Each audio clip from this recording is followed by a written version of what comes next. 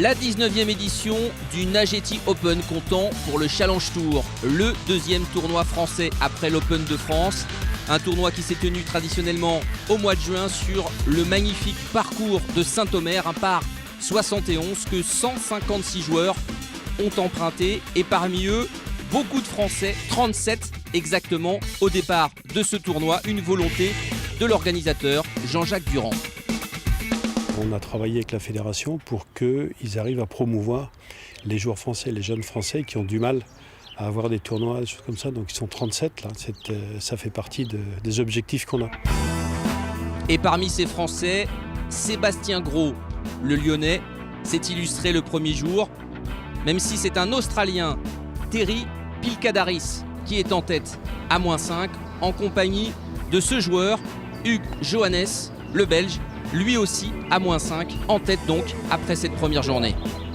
Ça fait beaucoup de bien de commencer un tournoi comme ça, c'est toujours bien de commencer à -5 et en tête évidemment. Donc ouais, on prend comme ça rien, on verra demain, on verra les 3 prochains jours. La deuxième journée vendredi et Sébastien Gros, le Français, qui confirme sa belle forme. C'est lui qui est en tête au soir de cette deuxième journée.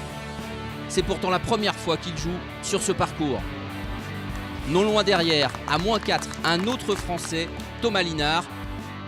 Il passe le cut et sera lui aussi dans le coup pour la victoire finale.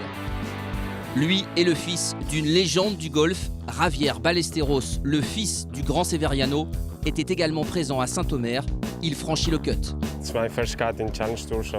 C'est ma première année sur le tour et je vais essayer de faire de mon mieux ce week-end. Je suis très satisfait. Je sais que beaucoup de gens me suivent en pensant à mon père. J'en suis très fier et très heureux. Samedi matin, ils ne sont donc plus que 75 à fouler les greens de Saint-Omer et parmi eux, le Français Sébastien Gros qui, au terme de cette troisième journée, conforte son avance. C'est lui le leader après 3 tours à -12.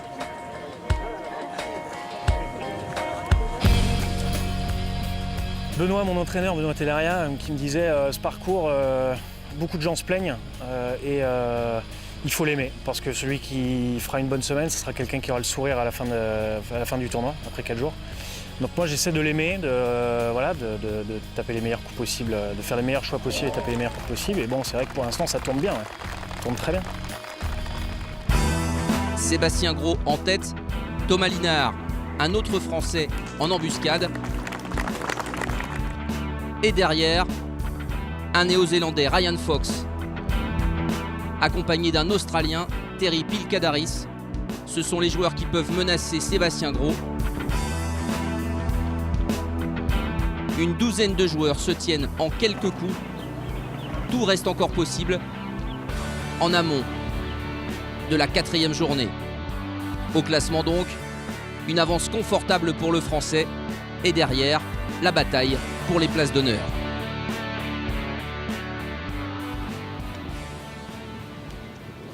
Et nous voici donc au matin de cette 4e journée en compagnie de Sébastien Gros, nanti d'une confortable avance.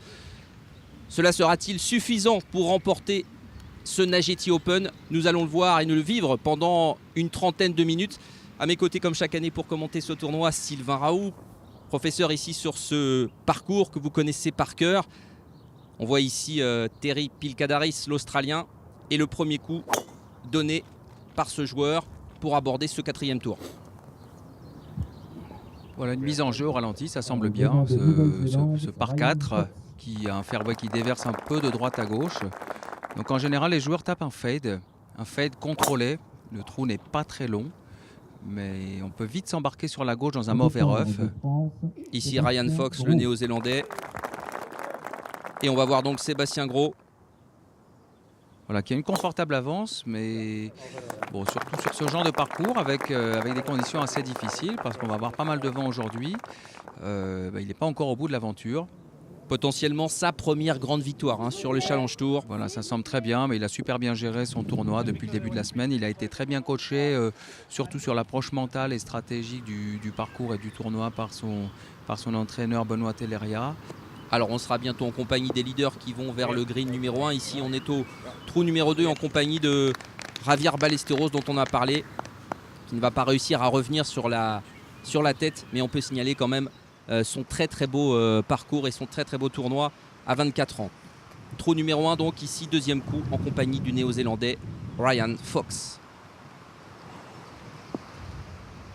Il avait lâché le drive à droite, bon c'est toujours à droite mais sans problème. Un green ouvert, vent un peu contre, pas de problème pour le chip. L'Australien Terry Pilkadaris. Alors lui de l'autre côté un peu à gauche, un rough épais. Alors on peut signaler un peu la météo. Le vent était de la partie quand même un peu dimanche. Il n'y a pas eu une seule goutte de pluie pendant 4 jours à Saint-Omer. Mais là effectivement c'était un peu venteux et gris dimanche à la mi-journée. Au tour maintenant de Sébastien Gros. Voilà, coup de wedge apparemment après un gros drive légèrement à gauche. Ouais, il est superbement bien placé.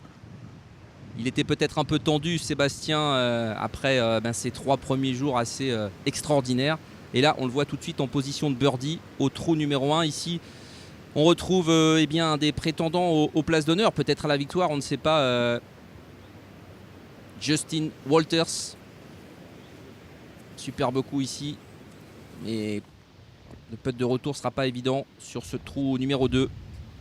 Bon, il y a un petit peu plus d'1 mètre en descente de gauche à droite. Enfin il était à 25 mètres en entrée de green. Il était loin. Ryan Fox à nouveau sur le 1.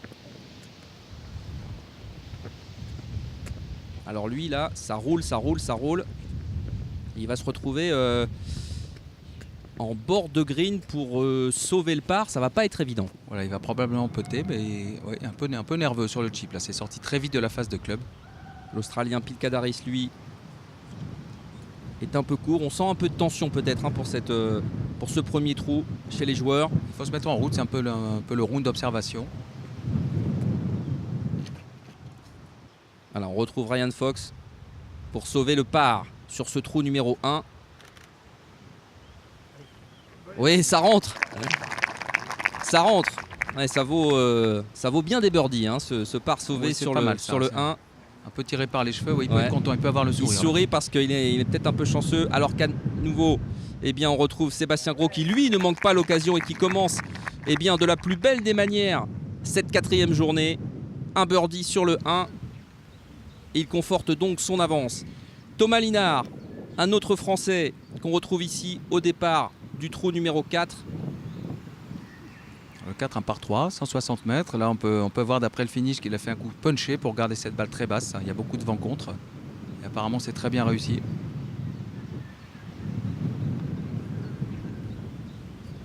C'est bien réussi et c'est bien puté derrière. Thomas Linard qui avouait samedi soir ne pas avoir fait une croix sur la victoire finale, même si évidemment son compatriote Sébastien Gros est déjà très très bien embarqué dans ce tournoi avec 7 à 8 coups d'avance. Ici Justin Walters, lui aussi sur le trou numéro 4. Ouais, c'est bien puté, belle lecture de green. Thomas Linard à nouveau ici. Nous sommes au trou numéro 5. Alors, il avait raté un petit peu la mise en jeu, il était trop à droite, ce qui fait qu'il a dû frapper un coup de wedge au-dessus du bois, au-dessus des arbres. Il s'en sort très bien, c'est pas vraiment recovery, mais la mise en jeu n'était pas terrible. Putt pour birdie maintenant. Putt pour birdie et ça rentre Sylvain. 2 de suite, 2 de rang. Ouais, trou numéro 4, trou numéro 5. Il met gentiment la pression sur cet homme, Sébastien Gros. Alors là, il est trop long dans un bunker, il va se retrouver en descente, ça ne sera pas simple. On le retrouve parce que le green est en descente également et le vent est en arrière. Lui aussi à nouveau sur ce trou numéro 4. C'est bien, vous voyez que ça roule beaucoup. Le pied gauche plus bas dans le bunker, le green en descente, le vent arrière. Alors la question qu'on se pose Sylvain, c'est est-ce qu'on peut gérer une avance comme ça au golf ?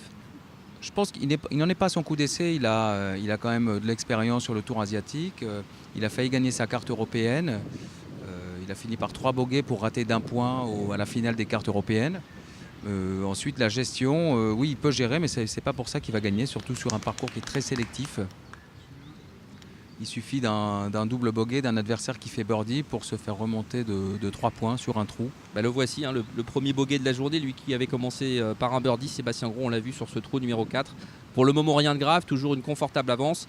On retrouve maintenant Thomas Linard, l'autre Français parmi les leaders, sur le trou numéro 7. Ouais, c'est fantastique, là il est à l'attaque hein, sur ce par 5, deuxième coup. Après un gros drive, il a dû jouer un faire 5 ou faire 6. Voilà, très bon swing. Ah, il est en 2 sur le green là. Voilà, une petite chance pour Eagle. Plutôt content, hein, Thomas Linard qui a remporté le tournoi en République tchèque en 2014. Voilà une victoire déjà sur le Challenge Tour, il attaque. Ah, ça passe de peu. Là, il sait qu'il a des coups à rattraper, je vous le disais. Hein. Il n'a pas fait une croix sur la victoire finale. Beaucoup de vent, on l'a vu. Il faut savoir composer avec ça. Allez, c'est un birdie, un nouveau birdie pour Thomas Linard qui grappille. Oui, le c'est voici bien, à moins c'est 6. Excellent, moins 6. Il prend la tête des poursuivants. Sébastien Gros, qu'on retrouve sur le trou numéro 5. Voilà, il a fait une mise en jeu avec un fer. Très très bon. Ouais, et puis ça va rentrer ça, Sylvain, superbe. Superbe deuxième coup de Sébastien Gros. Ouais, il en rigole ou il en un peu de contentement, de frustration peut-être parce qu'elle aurait pu rentrer, mais franchement superbe coup. Ah oui, apparemment elle a tapé le centre du drapeau, elle n'arrivait pas très vite.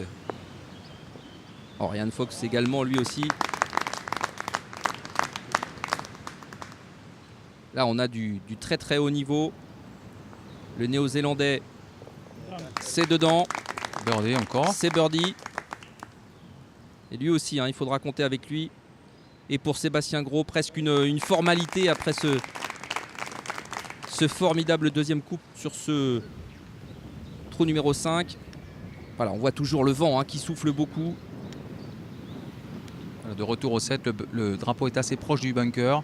Ouais. Un club très ouvert, il va devoir faire un coup très très lobé Justin Walters. afin de rouler un minimum. Ouais, c'est super bien joué. Hein. Ouais, très très bien fait. Un petit peu long, mais effectivement, C'est un petit peu long, il a un 60 degrés qui le place complètement à plat. Et bon, fatalement, avec le vent arrière, la balle roule.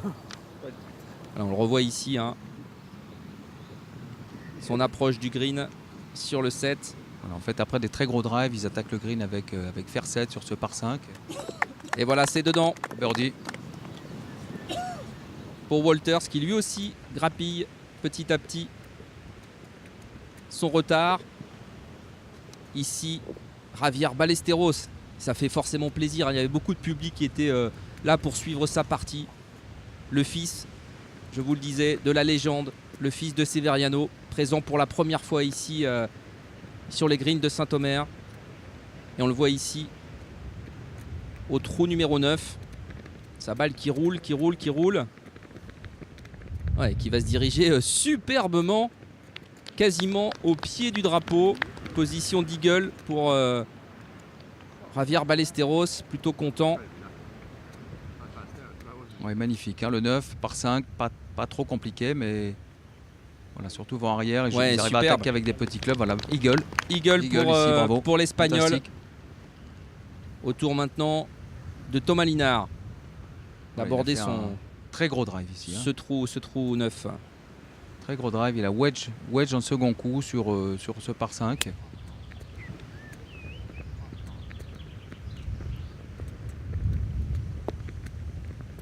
Ouais, un peu la même trajectoire que celle de Javier Ballesteros. Effectivement, la position du drapeau était peut-être un petit peu plus facile que les jours précédents sur ce 9. Et pas mal de possibilités de birdie voire d'eagle. On revient au 8 ici avec Walters, un des prétendants à la seconde place. Et c'est dedans, nouveau birdie. Ouais, très bien joué, super lecture de pente là, parce qu'on a toujours l'impression que c'est droite-gauche. Et en fait, la balle, on a vu, a fait l'inverse. Elle a fait un léger gauche-droite sur la fin. Très bien vu. Alors Thomas Linard, c'est un putt pour eagle à nouveau, hein, Sylvain. Peut-être pour Eagle, oui. Drive sandwich sur un par 5. Bon, il y a 60 Ouais, km/h c'est de dedans. vent arrière, mais C'est dedans pour le faut Français. faire. Bravo, félicitations. Ouais, qui restait sur un bogey au 8 et là qui montre que non, il n'a pas abandonné ses prétentions à la victoire finale ou en tout cas aux places d'honneur. On découvre à présent Rob Kako, le Finlandais. Très solide joueur puisque il a réalisé le par sur les 8 premiers trous. Et on le retrouve ici au trou numéro 9.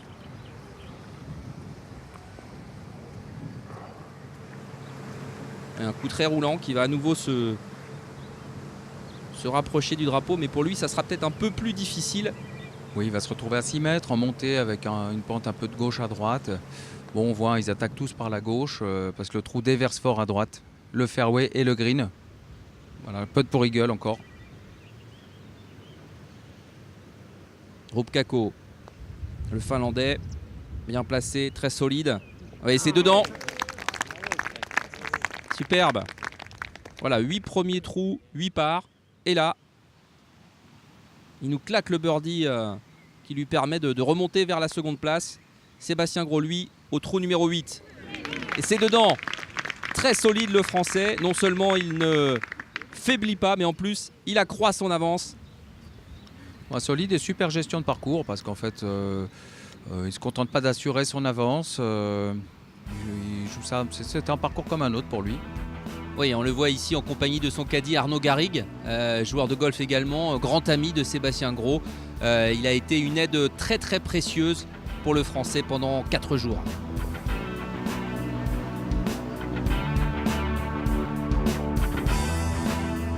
Le voici à nouveau Sébastien Gros pour eagle au 9 comme les autres, mais non. Il faudra se contenter d'un birdie sur ce trou numéro 9. Mais tout continue d'aller superbement pour Sébastien Gros. Ryan Fox, c'est dedans également au 9. Également pour l'Australien Phil Kadaris, un birdie.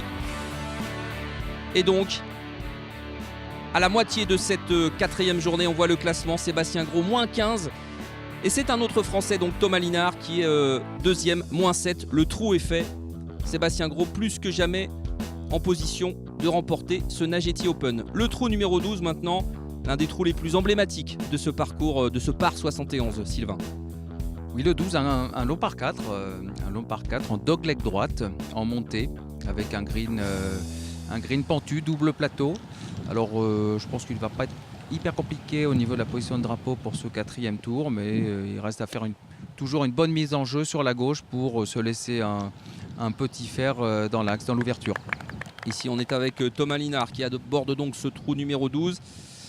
Un peu circonspect sur son coup, mais possibilité quand même peut-être d'aller chercher, pourquoi pas, un nouveau birdie pour le Français. On revoit son coup de départ sur ce trou 12. Voilà, le drive ça sort un peu à gauche. En fait avec un léger fade, ça va kicker, revenir au centre du fairway.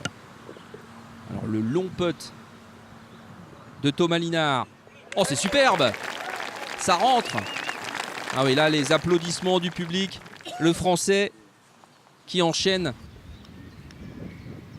les birdies sur ce parcours. Autour de Sébastien Gros maintenant. Ah, c'est un peu long pour Sébastien Gros sur ce trou numéro 12.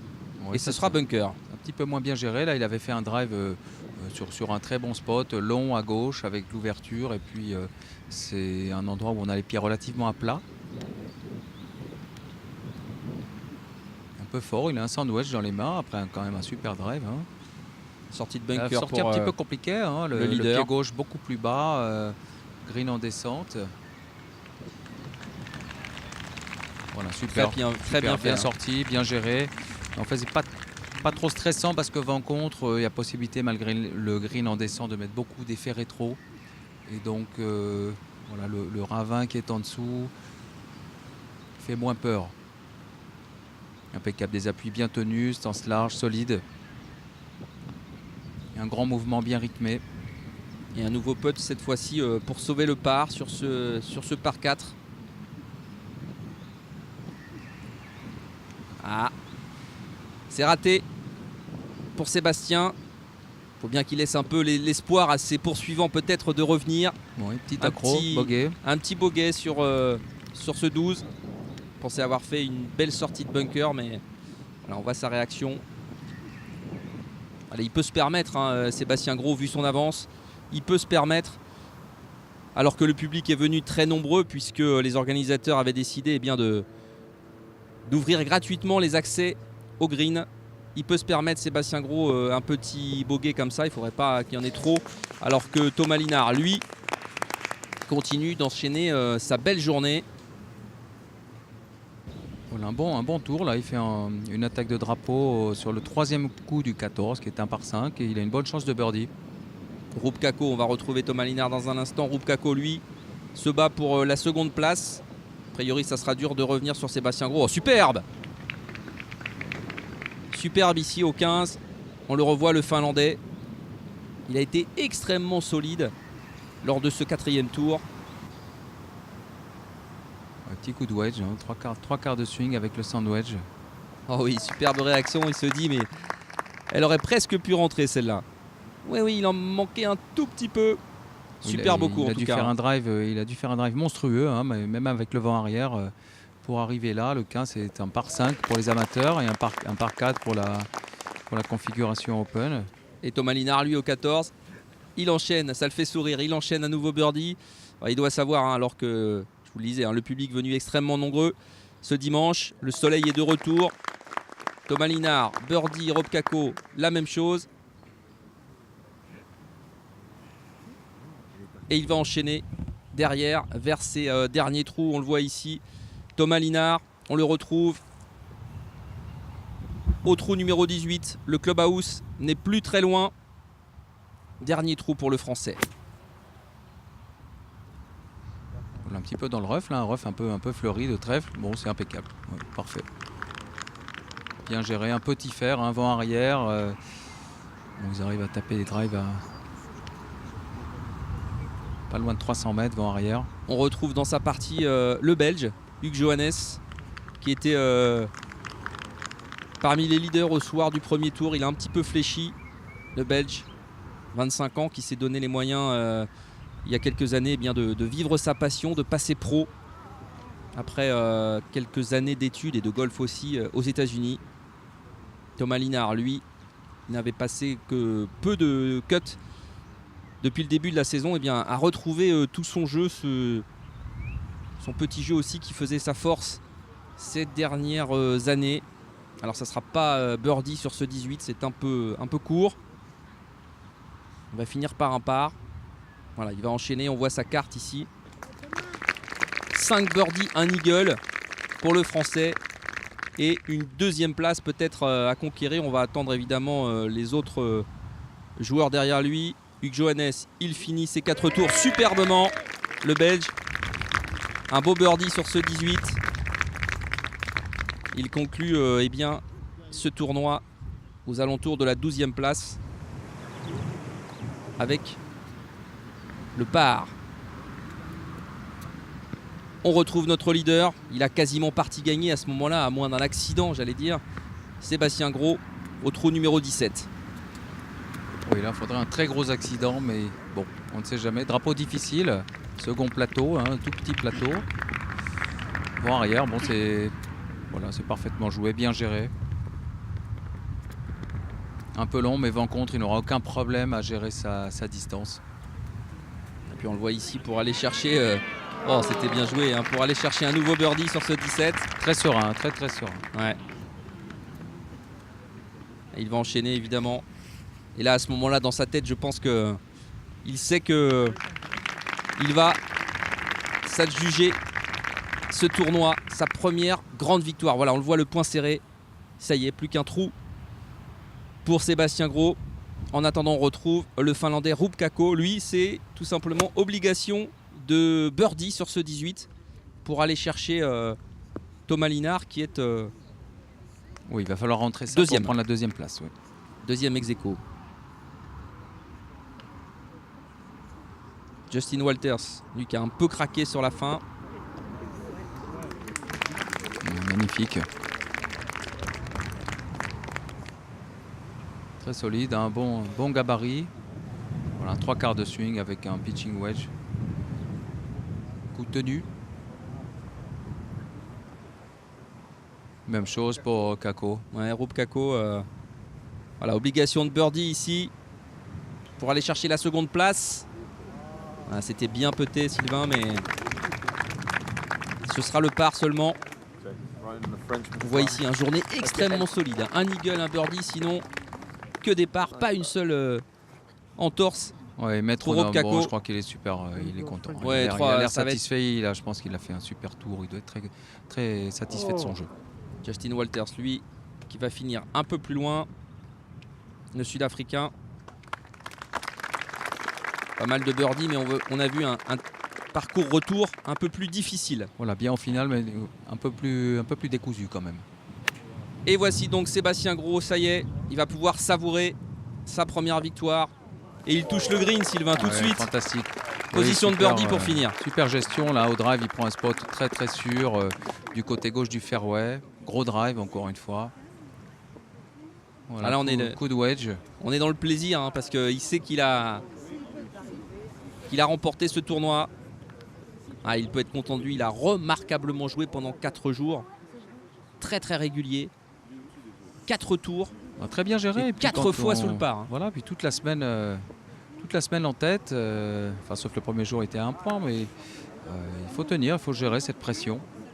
Donc c'est d'autant plus méritant.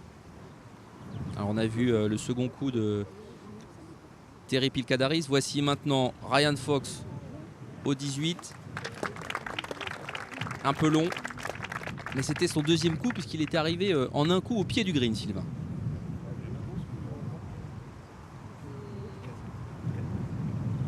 Je ne sais pas ce qu'il a pris au petit déjeuner, mais pour mettre un drive comme ça, franchement, j'aimerais bien avoir la recette.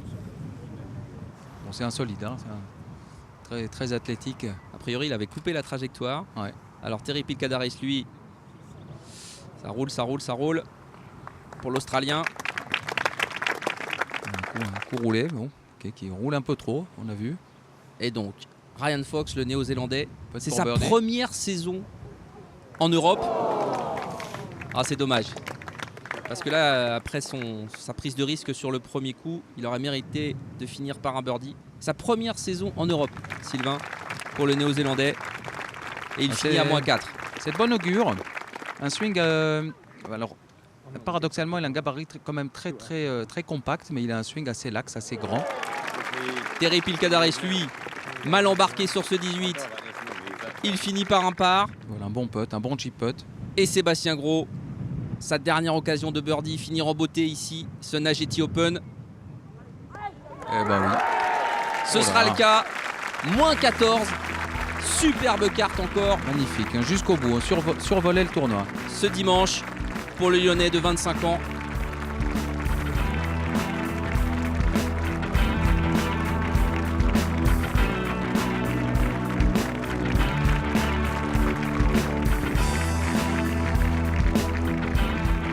Alors d'abord le classement final de ce Nagetti Open. Victoire sans conteste pour Sébastien Gros et doublé français avec la seconde place de Thomas Linard. Là, j'ai beau avoir bien commencé l'année, voilà, j'avais eu des positions de gagner, je ne l'avais pas fait. Gagner, c'est difficile parce qu'il faut battre tout le monde. Et je pense que gagner avec 4 tours en dessous des 70 ici, c'est voilà, en tout cas, ça peut me prouver beaucoup de choses. Enfin, ouais, voilà, c'est top. J'ai surtout essayé de prendre du plaisir, chose que j'avais un peu de mal à faire sur le deuxième et le troisième jour en tout cas, parce que je me focalisais trop sur le score. Et c'est vrai que là j'ai essayé de prendre le maximum de plaisir et voilà, à chaque coup, à chaque trou. Et voilà. Le plaisir pour Thomas Linard, le plaisir suprême, il est pour cet homme Sébastien Gros, 25 ans. Son premier titre donc sur le Challenge Tour. C'était sa première fois ici à Saint-Omer et il se souviendra sûrement longtemps de cette semaine. Sébastien Gros donc vainqueur du Nagetti Open 2015, dont ce sera, Sylvain, la 20e édition l'an prochain déjà. Oui, déjà la 20e édition, ça passe très vite. Bon, moi je suis ravi de ce tournoi. On a entendu un discours en français de la part du vainqueur. C'était pas arrivé depuis très longtemps. J'espère que ça va continuer. Oui, Sébastien Gros, premier vainqueur français du tournoi depuis 2001. Sébastien Delagrange, ou 2004, José Felipe Lima, passé sous la nationalité portugaise depuis. Très beau tournoi à nouveau cette année. On saluera donc la persévérance, la vision de Jean-Jacques Durand et de toute son équipe. Xavier Pierre-Six en tête pour avoir proposé à nouveau cette année un superbe plateau. L'an prochain donc, ce seront les 20 ans de ce tournoi, les 20 ans du Nageti Open, et on sera évidemment encore très heureux de vous proposer un très beau résumé. Ciao à tous. Ciao, ciao.